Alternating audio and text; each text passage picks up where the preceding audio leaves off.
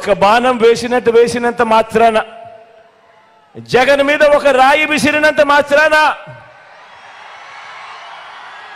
జగన్ మీద ఒక రాయి విసిరినంత మాత్రాన జరగబోయే ఎన్నికల కురుక్షేత్రంలో ఆ దుష్ట చతుష్టయం ఓటమిని, ఆ పెత్తందారుల ఓటమిని, మన పేదల ప్రభుత్వం గెలుపును ఎవ్వరూ ఆపలేరు.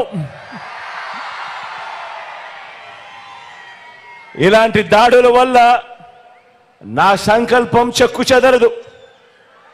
పైగా ఈ స్థాయికి వీరు దిగజారారు అనంటే దాని అర్థం ఏమిటి? ఈ స్థాయికి వారు దిగజారారు అనంటే దాని అర్థం ఏమిటి?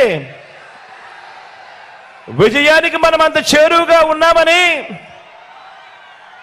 విజయానికి వాళ్ళంత దూరంగా ఉన్నారనే కదా దాని అర్థము.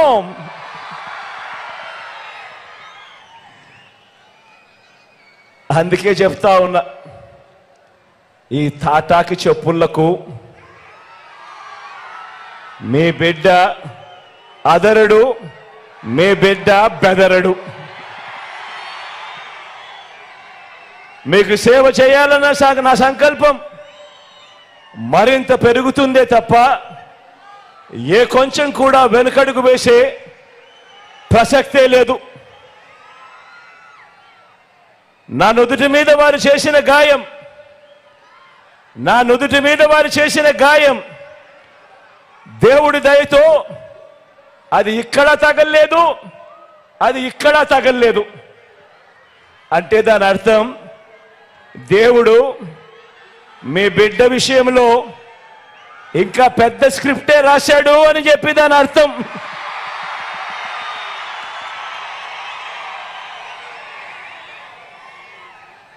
నా నుదుటి మీద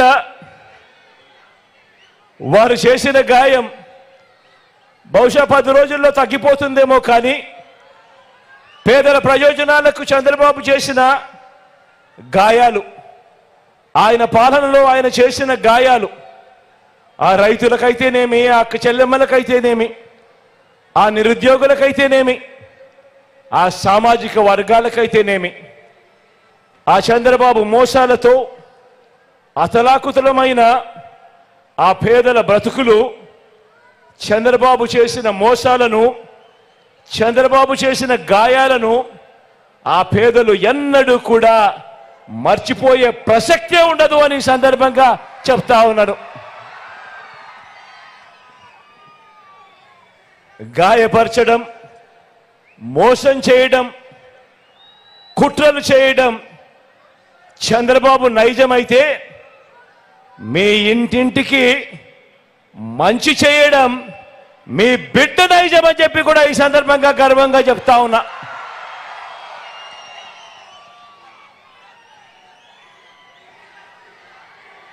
ఈ కూటమి నాయకుడు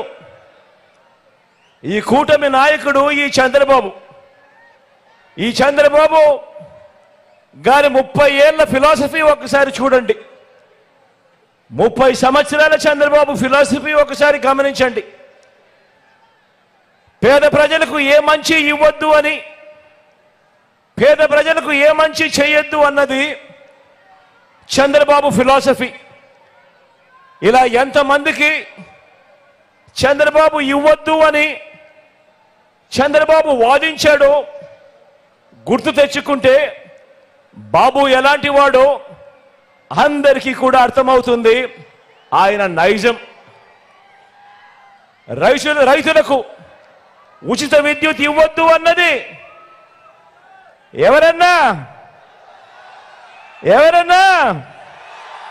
ఎవరక్క మీరే చెప్పండి. రైతులకు ఉచిత విద్యుత్ ఇస్తే ఆ తీగల మీద బట్టలారేసుకోవాలి అని ఇవ్వద్దు అని ఎవరు చెప్పారు? ఈ బాబే. కిలో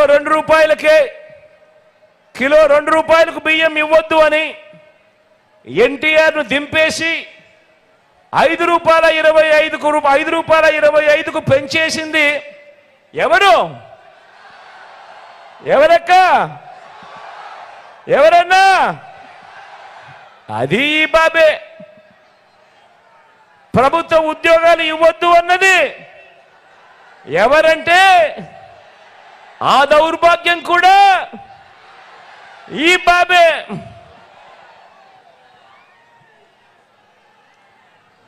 గవర్నమెంట్ బడిలో ఇంగ్లీష్ మీడియం వద్దు అన్నది, గవర్నమెంట్ బడులలో ఇంగ్లీష్ మీడియం వద్దు అన్నది, ప్రభుత్వ బడులను పాడు పెట్టినది ఎవరు?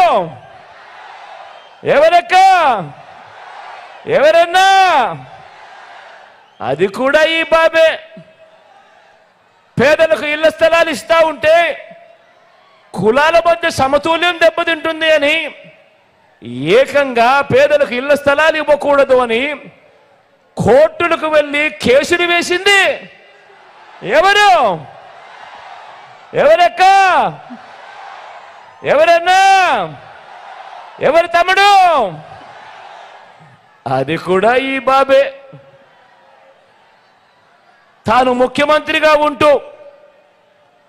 ముఖ్యమంత్రిగా ఉంటూ తానే అవహేళన చేస్తే ఎస్సీలు బీసీలు తానే తొలనాడితే వారిని గ్రామాల్లో వారి పరిస్థితి ఏమిటి అని కనీసం ఇంకిత జ్ఞానం కూడా లేకుండా ఆ ఎస్సీలను ఆ బీసీలను అవహేళన చేసిన వ్యక్తి ఎవరు? ఎవరక్క?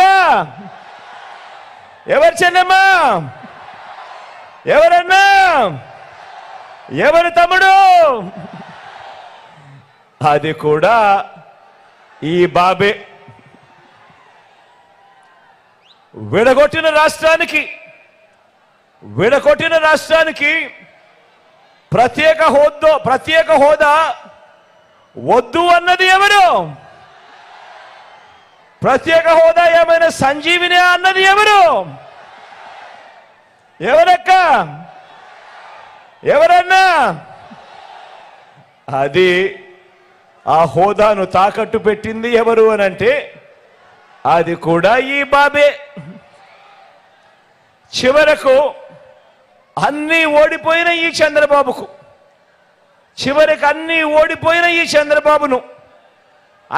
ఓడిపోయిన ఈ చంద్రబాబు ఎమ్మెల్యేగా ఓడిపోయి అతలాకృతమైన తన బ్రతుకును తాను ఉన్నప్పుడు అన్నీ ఓడిన ఈ చంద్రబాబును పార్టీలోకి చేరదీస్తే ఆ కూతుర్నిచ్చిన మామనే కుర్చీ కోసం ఆయన్నే వెన్నుపోటు పొడిచి ఆయన మీదే చెప్పులు వేయించి ఆయన మీదే రాళ్ళు కూడా వేయించి ఆయన చావుకు కారణమైంది ఎవరు?